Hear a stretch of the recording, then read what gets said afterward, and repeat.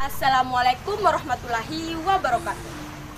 Perkenalkan, nama saya Nurul Istiqomah.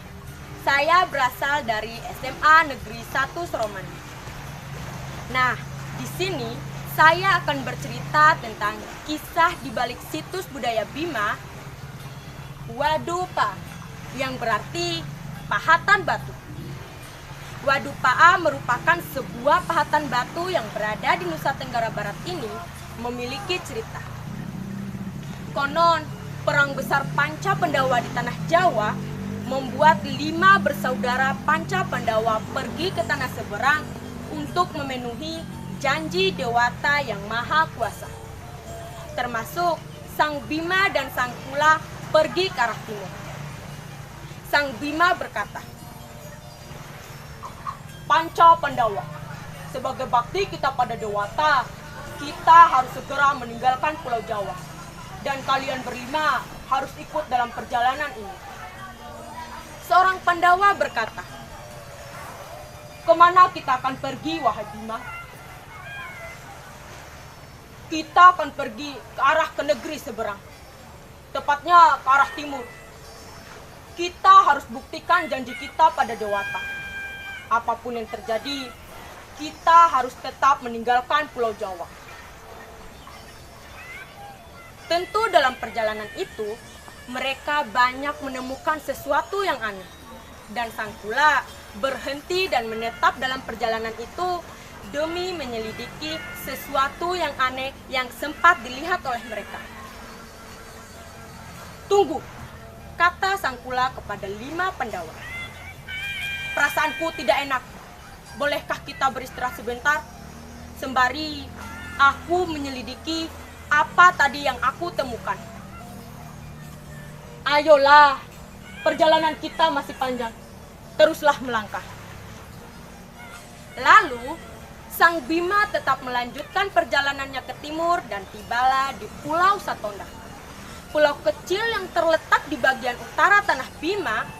Wilayah ini bernama Mbojo, di mana terdapat kepala suku adat Parancohi Ronaka.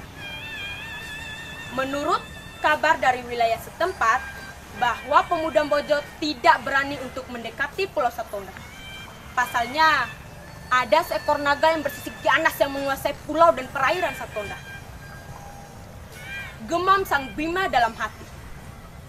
Inilah Pulau Satonda, pulau yang banyak dibicarakan oleh masyarakat setempat. Aku harus ke sana. Aku penasaran dengan apa yang dibicarakan oleh masyarakat. Ketika sang naga melihat ada seorang Bima, naga itu terlihat kagum dengan Bima yang tampak gagah dan tampan. Melihat ada seorang yang berani menginjakkan kaki di pulau itu.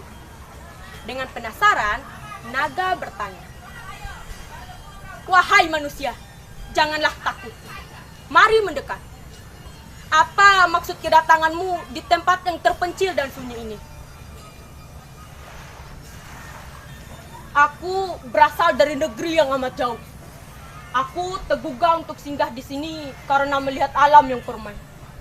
Aku Sang Bima, satu di antara 5 bersaudara yang disebut Panca Pandawa." Mendengar itu, Sang Bima langsung termenung dan teringat akan kehidupannya dahulu sebelum ayahnya meninggal. Ia adalah seorang putri dari kerajaan yang cantik dan rupawan dengan kehidupan yang megah. Setelah ayahnya meninggal, banyak yang ingin merebut kekuasaan sebagai raja. Dan ia berhasil kabur dari kekalutan itu beserta pengasuhnya meninggal dunia.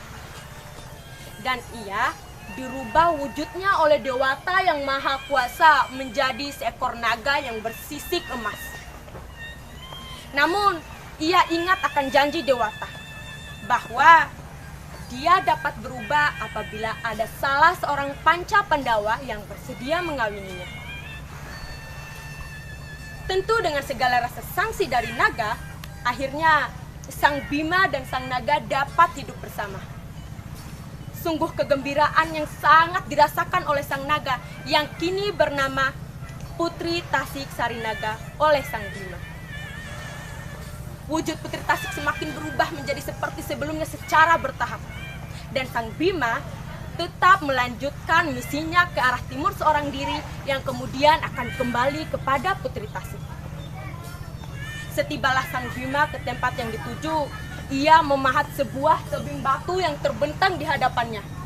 Batu itu terkenal dengan nama Wadupa yang ada hingga saat ini.